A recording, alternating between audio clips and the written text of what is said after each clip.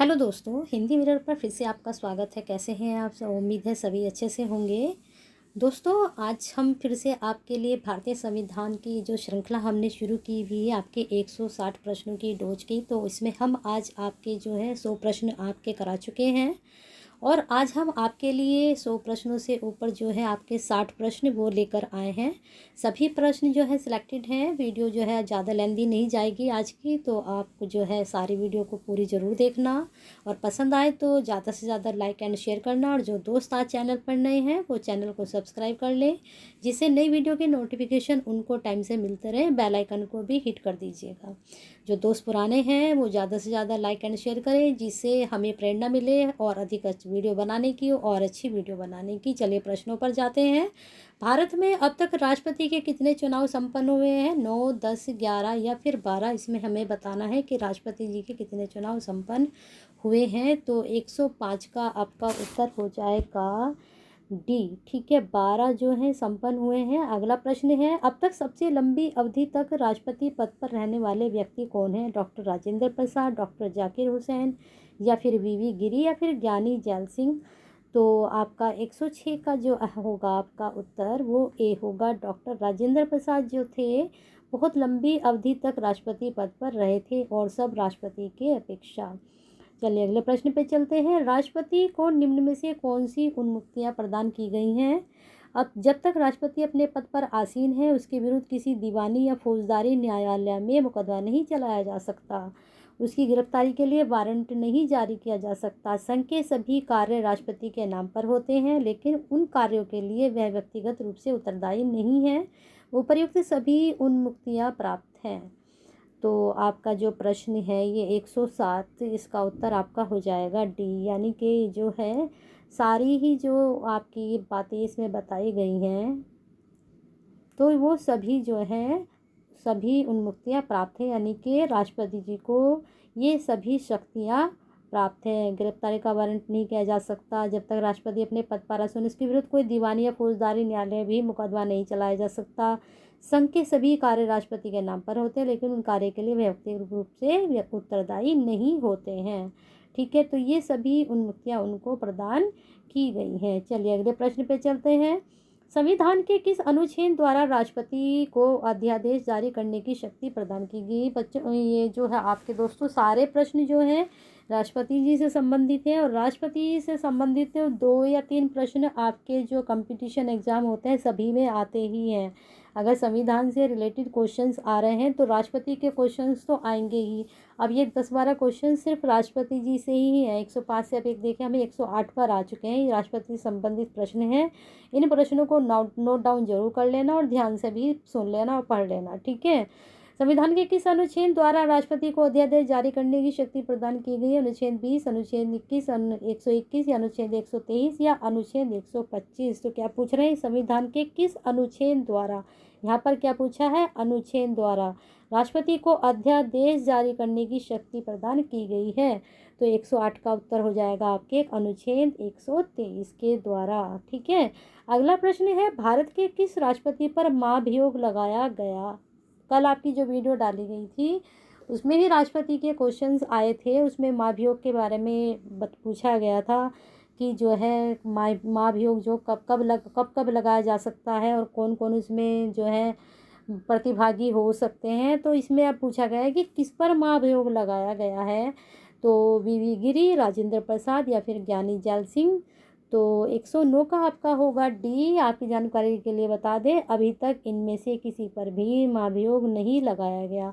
इनमें से तो तीनों में से किसी पर नहीं लगाया गया। तो अगर आपको पता है कि हमारे देश में अभी तक राष्ट्रपति पर महाभियोग लगा है या नहीं या किस पर लगा है तो कमेंट बॉक्स में हमें आंसर ज़रूर बताएं। चलिए अगला प्रश्न है, भारत का राष्ट्रपति किसी ऐसे प्रश्न पर जिसमें विधि और तथ्य के प्रश्न अंतर्ग्रस्त हों किससे परामर्श प्राप्त कर सकता है? राज्यपाल से, सर्वोच्च न्यायालय से, विधि मंत्री से या लोकसभा अध्यक्ष से? तो क्या पूछ रहे हैं कि भारत का राष्ट्रपति किसी ऐसे प्रश्न पर, कोई ऐसा प्रश्न उनके सामने आ जाए तो वह जिसमें विधि और तथ्य के प्रश्न अंतर्ग्रस्त हो, जिसमें विधि के और तथ्य के प्रश्न हो, तो वह किससे परामर्श कर सकते हैं उस प्रश्न के लिए? तो आपको ऑप्शन हमने बताए हैं, बताइए क्या होगा इसका आंसर। तो इसका आंसर होगा सर्वोच्च न्यायालय से। जो है वे परामर्श कर सकते हैं। कौन? राष्ट्रपति। चलिए अगले प्रश्न पे चलते हैं। उच्चतम न्यायालय की मंत्रणा को मानने के लिए भारत का राष्ट्रपति, जो उच्चतम न्यायालय की जो मंत्रणा हुई उसको मानने के लिए भारत का राष्ट्रपति बाध्य होता है, या फिर मंत्रिपरिषद की सलाह पर निर्भर होता है, या फिर राष्ट्रपति के विवेक पर ही निर्भर होता है, या उपरोक्त में कोई नहीं। तो 111 का आपका होगा सी, राष्ट्रपति के विवेक पर ही निर्भर करता है कि वो जो उच्चतम न्यायालय के साथ मंत्रणा हुई उसको वो माने या नहीं माने। ठीक है, चलिए अगले प्रश्न पे चलते हैं। भारत में उपराष्ट्रपति के निर्वाचन में कौन से सदस्य भाग लेते हैं?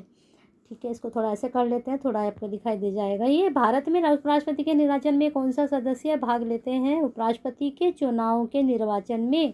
कल हमने आपको राष्ट्रपति के निर्वाचन में बताया था कि कौन सदस्य भाग लेते हैं, प्रतिभाग करते हैं। लोकसभा के सदस्य, राज्यसभा के सदस्य, संसद के दोनों सदनों के सदस्य, या फिर राज्य विधानमंडलों के सदस्य। तो बताइए, तो 112 का आपका उत्तर हो जाएगा स्टूडेंट सी, संसद के दोनों सदनों के सदस्य उपराष्ट्रपति के निर्वाचन के भाग लेते हैं। कल हमने राष्ट्रपति के बारे में समझाया था आपको, उन प्रश्नों को भी आप देख लेना, डिस्क्रिप्शन में उनका लिंक मिल जाएगा। अगर आपने वो पहली वीडियो नहीं देखी है हमारी, या आज आपकी तीसरी वीडियो है, अगर 2 वीडियो नहीं देखी है तो डिस्क्रिप्शन में उनके लिंक दे दूँगी, तो आप ये पूरा टॉपिक वहाँ से अच्छे से कवर कर लेना। भारत के उपराष्ट्रपति का निर्वाचन किस पद्धति द्वारा होता है? सूची पद्धति द्वारा, अनुपातिक प्रतिनिधित्व पद्धति के अनुसार, एकल संक्रमणीय मत द्वारा, सापेक्ष बहुमत पद्धति द्वारा, या फिर डी संचयी मत पद्धति द्वारा। तो हमें इसमें क्या बताना है? भारत के उपराष्ट्रपति का निर्वाचन किस पद्धति के ऊपर। तो हमने जाना कि कितने सदस्य पार्टिसिपेट यानी भाग कर सकते हैं। अब हमें जानना है कि निर्वाचन जो पद्धति है उपराष्ट्रपति की वो कौन सी पद्धति है, सूची पद्धति है या भी हमने आपको क्वेश्चन तो बता ही दिए हैं। तो 113 का आपका उत्तर होगा बी, अनुपातिक प्रतिनिधित्व और पद्धति के अनुसार एकल संक्रमणीय मत द्वारा। ध्यान से इस लाइन को पढ़ लेना और समझना। ठीक है, अगला प्रश्न है, उपराष्ट्रपति का किस सदन का पदेन सभापति होता है? पहले राष्ट्रपति के सारे क्वेश्चंस थे, अब सारे उपराष्ट्रपति के प्रश्न चल रहे हैं। उपराष्ट्रपति को भी आप अच्छे से रिकवर करना, क्योंकि आपका जो उपराष्ट्रपति से भी क्वेश्चंस बनते हैं, लोकसभा का, राज्यसभा का, राज्य विधानमंडल का, उपयुक्त में से कोई नहीं। तो क्या पूछा है? उपराष्ट्रपति किस सदन का पदेन सभापति होता है? तो 114 का आपका उत्तर होगा ए, लोकसभा का पदेन सभापति होता है। इसको नोट डाउन करें, बहुत अच्छा प्रश्न है ये। राष्ट्रपति पद के उम्मीदवारों को चुनाव प्रचार हेतु कितना समय मिलता है? 1 माह, 2 सप्ताह, 1 सप्ताह, 3 सप्ताह। तो इसे पूछा है राष्ट्रपति का जो पद है उसके उम्मीदवारों को चुनाव प्रचार हेतु, जब राष्ट्रपति अपने पद के लिए जो है चुनाव करते हैं, प्रचार करते हैं अपने चुनाव के लिए, तो वो कितना समय में कर सकते हैं, क्या समय सीमा है उसकी? तो 115 का आपका हो जाएगा बी, 2 सप्ताह तक वो अपना चुनाव प्रचार कर सकते हैं जो राष्ट्रपति के लिए पद के लिए उठते हैं या अपना टिकट कटवाते हैं। राष्ट्रपति संसद के संयुक्त अधिवेशन को कब संबोधित करता है? प्रत्येक अधिवेशन के प्रारंभ में, प्रत्येक अधिवेशन के मध्य में, प्रत्येक अधिवेशन के अंतिम दिन, या राष्ट्रपति की इच्छा पर निर्भर है। प्रश्न है, राष्ट्रपति संसद के संयुक्त अधिवेशन को कब संबोधित करते हैं? बहुत ही अच्छा प्रश्न है, नोट डाउन कर लेना जरूर। चलिए देखते हैं अब इसका उत्तर। 116 का आपका उत्तर होगा ए, प्रत्येक अधिवेशन के प्रारंभ में। जब संसद का संयुक्त अधिवेशन कब करते हैं? जब प्रत्येक अधिवेशन शुरू होता है, प्रारंभ होता है, शुरुआत होती है, तो तब कौन उसको संबोधित करते हैं? तो सबसे पहले राष्ट्रपति उसको संबोधित करते हैं। राष्ट्रपति द्वारा अध्यादेश किन परिस्थितियों में जारी किया जाता है? राष्ट्रपति द्वारा कोई अध्यादेश जारी होना है तो कब होगा? जब देश में आपातकाल हो, संसद के अधिवेशन में न रहने की स्थिति में, राष्ट्रपति के विवेक पर निर्भर है, या गृह मंत्री के परामर्श पर। तो 117 का आपका हो जाएगा बी, संसद के अधिवेशन में न रहने की स्थिति में क्या करते हैं? वो अध्यादेश जारी करते हैं। कौन? राष्ट्रपति जी। राष्ट्रपति निम्न में से किस सूची के विषयों पर अध्यादेश जारी कर सकता है? राज्य सूची एवं समवर्ती सूची, संघ सूची व समवर्ती सूची, संघ सूची व राज्य सूची। इन सूचियों के बारे में हम आपको संपूर्ण जानकारी दे दी है हमने, जो आपकी फर्स्ट वीडियो थी उसमें इस सूचियों के बारे में सारे क्वेश्चंस आपको बताए गए थे। तो आपका 118 का आपका उत्तर होगा सी, संघ सूची व समवर्ती सूची। क्या है राज्य सूची, कितने विषय, ये सब आपको हम पहले जो प्रश्न की आपकी वीडियो हाँ सब समझा चुके हैं। चलिए अगला प्रश्न है, अब तक कितने मामलों में राष्ट्रपति ने सर्वोच्च न्यायालय से परामर्श प्राप्त किया? 9 बार, 10 बार, 11 बार या फिर 12 बार? तो 119 का ये आपको पता चल ही गया होगा, 10 बार। अब तक जितने भी मामले हुए हैं उनमें से 10 मामलों में किसने, राष्ट्रपति जी ने सर्वोच्च न्यायालय से परामर्श प्राप्त किया है। ठीक है, अगला प्रश्न है, राष्ट्रपति ने 20 अक्टूबर 1998 को केंद्र की भाजपा सरकार द्वारा अनुच्छेद 356 के तहत बिहार राज्य में राष्ट्रपति शासन लागू करने की सिफारिश को स्वीकार कर लिया था, पुनर्विचार के लिए वापस भेज दिया था, अस्वीकार कर दिया था या फिर उपरोक्त में से कोई नहीं? तो 120 का आपका होगा बी, पुनर्विचार के लिए वापस भेज दिया था। इसको आप अच्छे से नोट डाउन करें। राष्ट्रपति ने 20 अक्टूबर 1998 को, जब केंद्र में भाजपा की सरकार थी, तो अनुच्छेद 356 के तहत बिहार में जब राष्ट्रपति शासन लागू करने की सिफारिश की गई तो उन्होंने क्या किया, पुनर्विचार के लिए वापस भेज दिया। अगर आपको पता है कि 1998 में कौन राष्ट्रपति थे और उन्होंने यह वापस भेजा था, तो वो कौन से राष्ट्रपति थे, तो कमेंट बॉक्स में आप हमें आंसर करिए, हमें अच्छा लगेगा। अगला प्रश्न है, निम्न में से किस राष्ट्रपति का चुनाव आम सहमति से संपन्न हुआ? डॉक्टर जाकिर हुसैन, डॉक्टर शंकर दयाल शर्मा, नीलम संजीव रेड्डी, फखरुद्दीन अली अहमद। क्या पूछ रहे हैं, राष्ट्रपति का चुनाव आम सहमति से संपन्न हुआ, तो उसमें कोई भी वो नहीं हुआ था कि जो है सदस्य जो थे उन्होंने वोटिंग की, ऐसा कुछ नहीं हुआ, बल्कि सबने कहा कि हम इनको मान लेते हैं, हम इस तरह का कोई भी कार्यक्रम नहीं करेंगे वोटिंग वगैरह का। तो वो कौन कौन थे, वो 121 का सी, नीलम संजीव रेड्डी जी को बिना चुनाव के ही आम सहमति से संपन्न यानी कि राष्ट्रपति जी मान लिया गया था, कोई चुनाव नहीं हुआ था।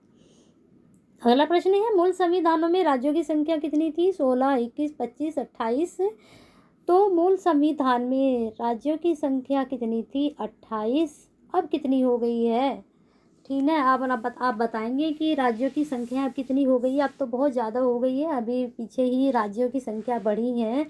तो वो कौन कौन से राज्यों की संख्या बढ़ी हैं, अगर आप बताएंगे तो ठीक है। अगर आपको उसके राज्यों की पूरी ही एक वीडियो में प्रश्न चाहिए तो हम उसके प्रश्नों की वीडियो बना देंगे, पूरे राज्यों की कब से शुरुआत हुई, कौन सा कब बना, सारी उसमें जानकारी दी जाएगी। अगर आपको वो भी वीडियो चाहिए तो आप कमेंट बॉक्स में बता देना, हम उसके लिए भी आपके लिए वीडियो तैयार कर देंगे। अगला प्रश्न है, अनुच्छेद 3 के अधीन राज्यों की स्थापना निम्नलिखित में से किस रीति से की जा सकती है? किसी वर्तमान राज्य से उसका प्रदेश अलग करके, या 2 या अधिक राज्यों को मिलाकर, राज्य के भागों को मिलाकर, किसी प्रदेश को किसी राज्य के साथ मिलाकर, या फिर उपयुक्त सभी। अनुच्छेद 3 के अधीन आप देख लो, आपको पता चल गया कि अनुच्छेद 3 के अंतर्गत जो है क्या होता है, राज्यों की स्थापना होती है। लेकिन ये क्या पूछ रहा है कि में से किस रीति से की जा सकती है। इतना प्रश्न, एक प्रश्न तो आपका यहीं से बन चुका है ना। अगर आपका प्रश्न पूछा जाए कि राज्यों की स्थापना कब कौन से अनुच्छेद में होती है, तो आप आराम से बता सकते हो कि अनुच्छेद 3 में होती है। अब हम प्रश्न बन रहा है दूसरा, यहाँ पर किस रीति से करते हैं, तो 123 का आपका होगा सी, राज्य के भागों को मिलाकर।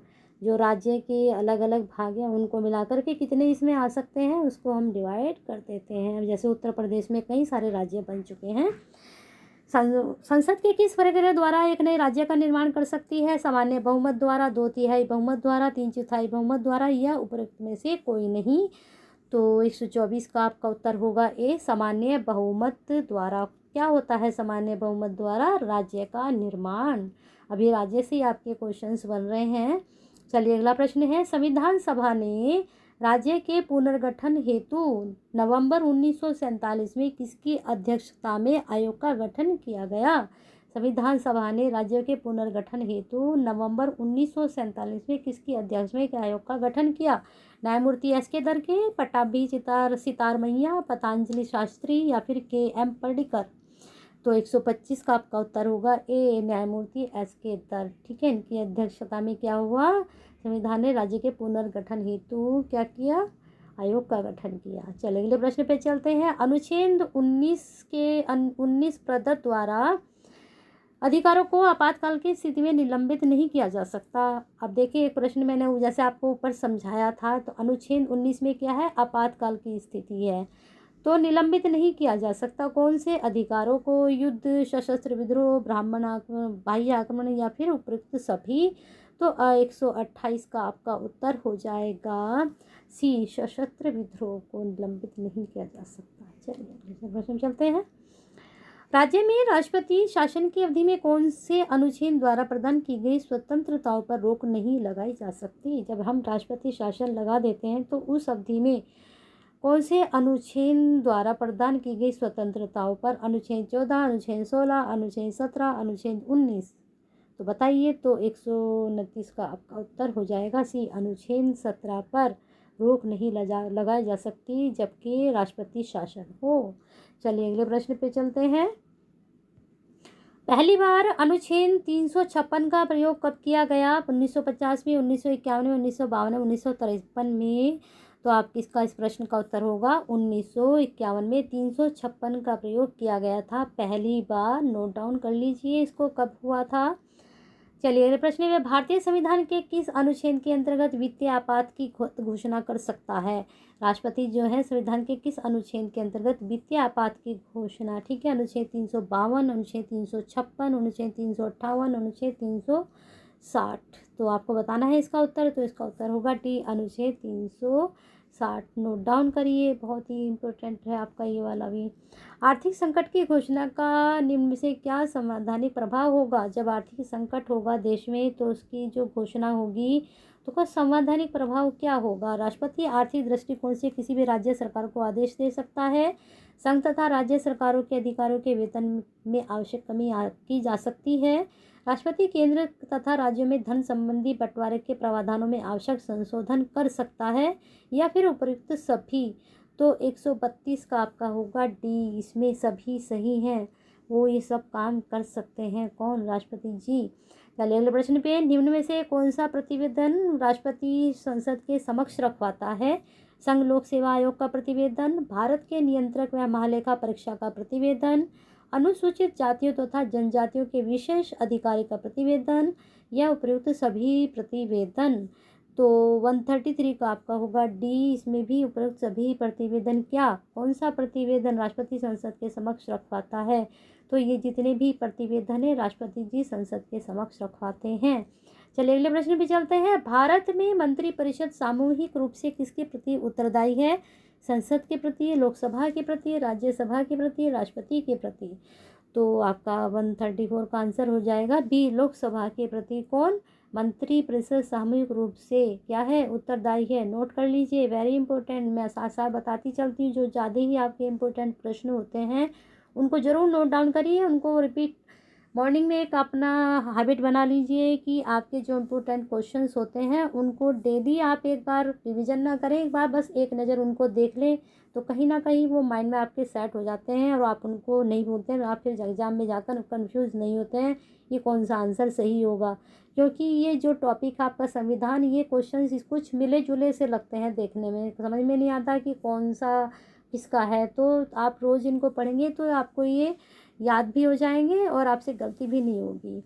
तो 2 माह पर, 6 माह पर या 10 माह तक या फिर 1 वर्ष तक। क्या पूछा? मंत्रिपरिषद का कोई सदस्य संसद के किसी सदन का सदस्य नहीं है तो वह अधिकतम कितने दिनों तक मंत्री पद पर रह सकता है?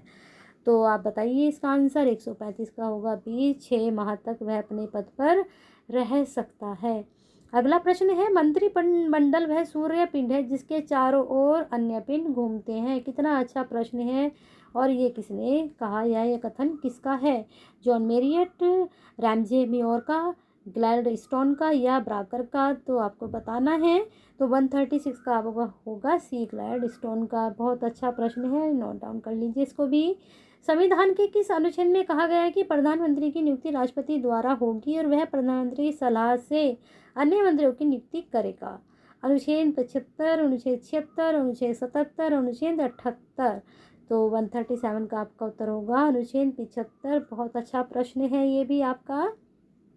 निम्न में से कौन सी भाषा संविधान की 8वीं सूची में नहीं है? सिंधी, पश्तो, संस्कृत या कोंकणी? तो आपका इस प्रश्न का उत्तर होगा पश्तो। ठीक है, 8वीं अनुसूची में आपकी सिंधी भी है, संस्कृत भी है, कोंकणी भी है, ये सब आपकी 8वीं अनुसूची में भाषाएं हैं। अच्छा, भाषाओं को लेकर कितने संशोधन हो चुके हैं? पहले जब हमारा संविधान बना था तो कितनी भाषाओं को मान्यता मिली थी? किस संवैधानिक संशोधन द्वारा यह स्पष्ट कर दिया गया कि राष्ट्रपति मंत्रिमंडल की सलाह मानने के लिए बाध्य है? 42वें संशोधन द्वारा, 44वें संशोधन द्वारा, 45वें संशोधन द्वारा या फिर 92वें संशोधन द्वारा? तो आपके इस प्रश्न का उत्तर होगा ए, 42वें संशोधन द्वारा। संवैधानिक संशोधन द्वारा यह स्पष्ट कर दिया गया है कि राष्ट्रपति मंत्रिमंडल की सलाह मानने के लिए बाध्य है, उन्हें माननी ही पड़ेगी। कौन से संशोधन के द्वारा? 42वें संशोधन द्वारा। ठीक है, संविधान का अनुच्छेद 78 संबंधित है राष्ट्रपति का प्रधानमंत्री से सूचना प्राप्त करने का अधिकार, राष्ट्रीय का निर्वाचन, राष्ट्रीय विकास परिषद का संगठन, किसी मंत्री द्वारा विनिश्चित तथा मंत्री परिषद द्वारा अविचारित सूचना प्राप्त करने का राष्ट्रपति का अधिकार। तो आपका इसका आंसर होगा सी। ठीक है, 1 और 4। थोड़ा हमें और नीचे आना पड़ेगा इसमें। यहाँ से देखिए आप क्या है ये 1 और 4 जो इसके लिए बाध्य हैं। राष्ट्रपति का प्रधानमंत्री से सूचना प्राप्त करने का अधिकार। ठीक है, तो ये हो गया आपका। चौथा हो गया किसी मंत्री द्वारा विनिश्चित या मंत्री द्वारा अविचार सूचना प्राप्त करने का राष्ट्रपति का अधिकार। ठीक है, अगला प्रश्न है अध्यादेश जारी करने का अधिकार राष्ट्रपति का कौन सा अधिकार है? अध्यादेश जारी करने का एक प्रश्न इसका ऊपर भी बना है, लेकिन वो दूसरे तरीके का बना है प्रश्न, वो भी आप चेकआउट कर लेना। आप देखिए, अध्यादेश जारी करने का अधिकार राष्ट्रपति का कौन सा अधिकार है? प्रशासनिक, विधायी, व्यक्तिक या फिर न्यायिक? 141 का आपका है बी, विधायी अधिकार कहते हैं इसको। जब वो अध्यादेश जारी करते हैं तो वो उनका विधायी अधिकार होता है। अब ये देखिए, अध्यादेश से ही ऊपर 2 प्रश्न बने, अब ये तीसरा आपका प्रश्न बन चुका है। तो अध्यादेश के बारे में भी पढ़ें आप। निम्न में से कौन राष्ट्रपति के निर्वाचन में तो मतदान नहीं करते किंतु उपराष्ट्रपति के निर्वाचन में मतदान करते हैं? संसद के मनोनीत सदस्य, राज्य विधान परिषद के सदस्य, उपरोक्त दोनों या फिर उपरोक्त में से कोई नहीं। राष्ट्रपति के निर्वाचन में तो मतदान नहीं करते किंतु उपराष्ट्रपति के निर्वाचन में मतदान करते हैं। हम इन दोनों के बारे में पढ़कर ऊपर आ चुके हैं सारे प्रश्नों में, लेकिन अब दूसरे तरीके से प्रश्न पूछा है। तो संसद के मनोनीत सदस्य जो है वो राष्ट्रपति के निर्वाचन में मतदान नहीं करते परंतु उपराष्ट्रपति के चुनाव में मतदान करते हैं, निर्वाचन में मतदान करते हैं। ये प्रश्न आपका ऊपर आप पढ़कर आ चुके कि कौन कौन इसमें मतदान में पार्टिसिपेट करते हैं, वहाँ भी यही उत्तर था इसका। लेकिन यहाँ पर देखिए, इसी प्रश्न को दूसरे तरीके से पूछ लिया गया। ऐसे ही तो होता है। निम्न में से कौन प्रधानमंत्री पद ग्रहण के समय राज्यसभा का सदस्य था? पंडित जवाहरलाल नेहरू, श्रीमती इंदिरा गांधी, राजीव गांधी, मोरारजी देसाई। तो क्या पूछ रहे हैं, कौन प्रधानमंत्री पद ग्रहण के समय राज्यसभा का सदस्य था? ठीक है, तो आप बताइए इसका उत्तर। तो इसका उत्तर होगा आपका बी, श्रीमती इंदिरा गांधी जी। चलिए अगले प्रश्न पे चलते हैं। अगला प्रश्न है आपका, ऐसा प्रधानमंत्री जो पद ग्रहण के समय किसी भी सदन का सदस्य नहीं था? लाल बहादुर शास्त्री, मोरारजी देसाई, पीवी नरसिम्हा राव, अटल बिहारी वाजपेयी। तो आपका इसका उत्तर होगा सी, पीवी नरसिम्हा राव। किसी भी सदन के सदस्य नहीं थे जब ये क्या हुआ था, इन्होंने पद ग्रहण किया था। निम्न में से किसी प्रधानमंत्री ने लोकसभा का सामना नहीं किया? श्रीमती इंदिरा गांधी, चौधरी चरण सिंह या फिर चंद्रशेखर या फिर एच.डी. देवगौड़ा। तो आपका इसका उत्तर होगा बी, चौधरी चरण सिंह ने जो है लोकसभा का सामना नहीं किया। ठीक है, अगला प्रश्न है, भारत में निम्न में से किस प्रधानमंत्री के विरुद्ध अविश्वास प्रस्ताव पारित किया गया? राजीव गांधी, विश्वनाथ प्रताप सिंह, चंद्रशेखर, पीवी नरसिम्हा राव। तो आपका इसका उत्तर हो जाएगा बी, विश्वनाथ प्रताप सिंह के विरुद्ध क्या हुआ था, अविश्वास का प्रस्ताव पारित किया गया था। क्यों किया गया था? अगर आपको रीजन पता है तो बताइए कमेंट बॉक्स में। भारत में राष्ट्रपति पद की शपथ लेने वाले सर्वोच्च न्यायालय के मुख्य न्यायाधीश कौन रहे हैं?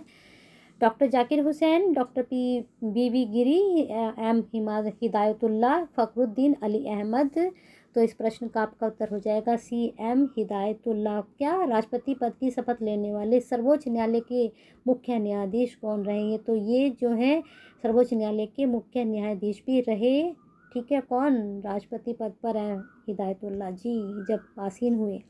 भारत के नियंत्रक व महालेखा परीक्षक की नियुक्ति कौन करता है? राष्ट्रपति, उपराष्ट्रपति, प्रधानमंत्री, लोकसभा अध्यक्ष। तो इसमें बताइए, जो भारत के महानियंत्रक महालेखा परीक्षक हैं उनकी नियुक्ति कौन करता है? 148 का आपका उत्तर हो जाएगा ए, राष्ट्रपति।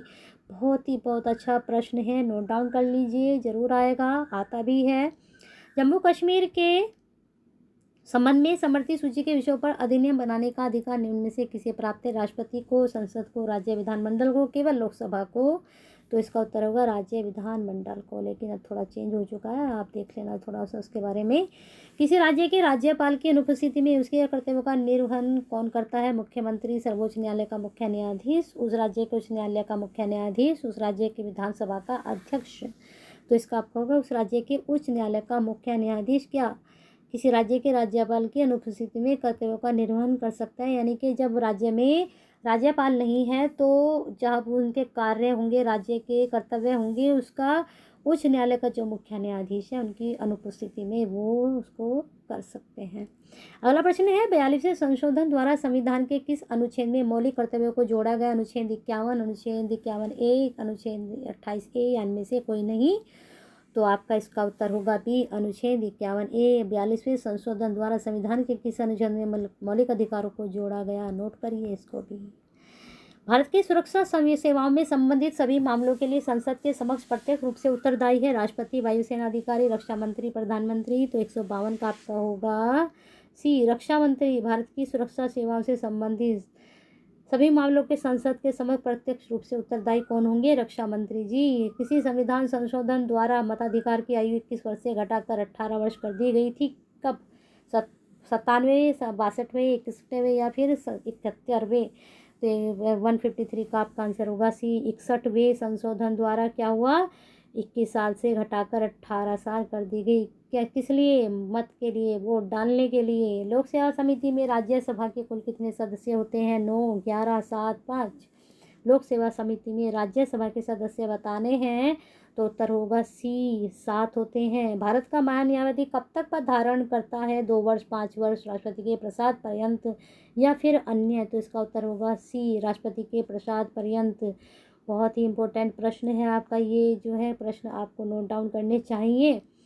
निम्नलिखित में कौन सा भारत में संघीय संबंधों के विश्लेषण से संबंधित नहीं है? प्रशासनिक सुधार आयोग, शाह आयोग, सरकारी आयोग, जैन आयोग। तो इसमें बताना है कौन सा भारत में संघीय संबंधों के विश्लेषण से संबंधित नहीं है? 156 का हो जाएगा बी, शाह आयोग संघीय संबंधों के विश्लेषण से संबंधित नहीं है। अगला प्रश्न है वर्ष 1985 में हुए 8वीं लोकसभा के चुनाव में कौन सा क्षेत्रीय राजनीतिक दल लोकसभा में प्रमुख विपक्षी दल के रूप में उभरा था? तो आपको इसमें बताना है कौन सा? द्रमुक, तेलुगु देशम, भाजपा, राष्ट्रीय मोर्चा।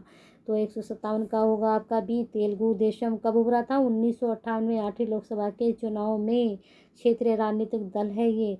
किस राज्य में पहला लोकायुक्त नियुक्त हुआ? दिल्ली, मध्य प्रदेश, राजस्थान, बिहार में। तो इसका उत्तर होगा आपका सी, राजस्थान में पहला लोकायुक्त। नोट कर लीजिए, लोकायुक्त से भी रिलेटेड संबंधित प्रश्न आते हैं। भारत के किस राष्ट्रपति ने पूर्व में लोकसभा का अध्यक्ष का पद भी संभाला था?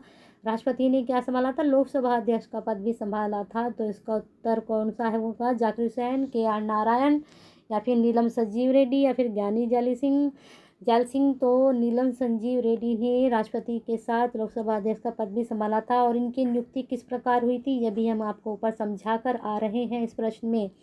प्रथम लोक अदालत के आयोजित की गई उत्तर प्रदेश में, राजस्थान में, गुजरात में, मध्य प्रदेश में। प्रथम लोक अदालत, तो इसका उत्तर आपका हो जाएगा सी, गुजरात में प्रथम लोक अदालत का आयोजन हुआ था। दोनों ही प्रश्न वेरी इंपॉर्टेंट है, नोट कर लीजिए। ठीक है, इस प्रकार से आपका ये 160 प्रश्नों की जो ये आपकी 3 डोज थी आपको मिल चुकी है। मुझे लगता है ये प्रश्न आपको सफिशिएंट होंगे UPSC के एग्ज़ाम के लिए। और मुझे उम्मीद है कि ये प्रश्न आपको पसंद आएंगे। पसंद आए तो ज़्यादा से ज़्यादा लाइक एंड शेयर करें, जिससे भारतीय संविधान के जो ये प्रश्न हैं ये ज़्यादा लोगों तक पहुँचे और लोग भी इस वीडियो को शेयर करें, जिससे और अधिक लोगों तक पहुँचे। और वीडियो पसंद आई है तो ज़रूर करें शेयर और लाइक।